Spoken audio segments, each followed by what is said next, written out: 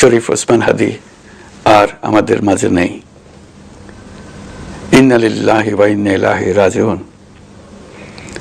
কিছুক্ষণ আগে সিঙ্গাপুরের পররাষ্ট্রমন্ত্রী ভিভিয়ান বালাকৃষ্ণন আমাকে টেলিফোনে এই হৃদয় বিদারক সংবাদটি জানিয়েছেন।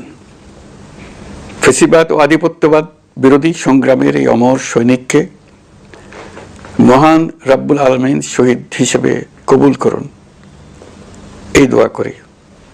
আমরা সবাই মিলে এই দোয়া করি। শরীফ ওসমান হাদির এই অকাল মৃত্যুতে আমি গভীর শোক ও দুঃখ প্রকাশ করছি।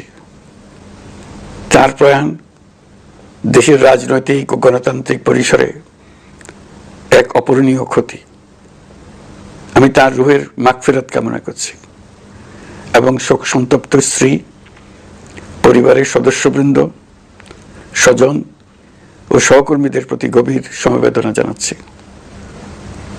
শহীদ ওসমান হাদির স্ত্রী ও একমাত্র সন্তানের দায়িত্ব সরকার গ্রহণ করবে।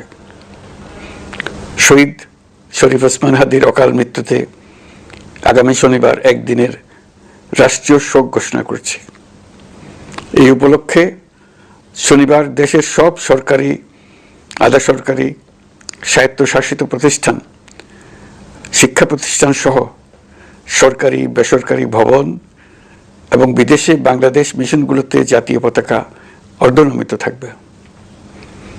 একই সাথে আগামীকাল শুক্রবার বাদ জুমা দেশের প্রতিটি মসজিদে শহীদ ওসমান হাদির রুহের মাগফিরাত কামনায় বিশেষ দোয়া ও মোনাজাতের আয়োজন করা হবে। আপনারা তাতে শরীক হন। অন্যান্য ধর্মের উপাসনালয়গুলোতেও আয়োজন হবে বিশেষ প্রার্থনার। আমি বিশেষ কৃতজ্ঞতা জানাই সিঙ্গাপুর সরকারের প্রতি। তারা হাদির চিকিৎসা অত্যন্ত আন্তরিকতা ও পেশাদারিত্ব দেখিয়েছেন।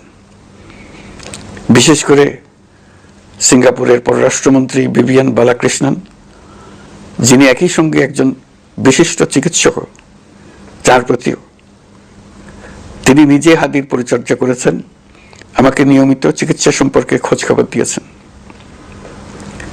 এই নৃশংস হত্যাকাণ্ডের সঙ্গে জড়িত সকল অপরাধীকে দ্রুত আইনের আওতায় আনা হবে এবং তাদের বিরুদ্ধে সর্বোচ্চ শাস্তি নিশ্চিত করা হবে।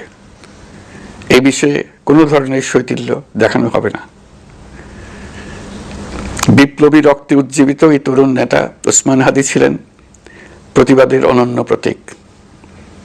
তার কর্মের মধ্য দিয়ে তিনি শুধু প্রতিবাদ নয়, দেশপ্রেম, ধৈর্য ও দৃঢ়তার অনন্য দৃষ্টান্ত রেখে গেছেন।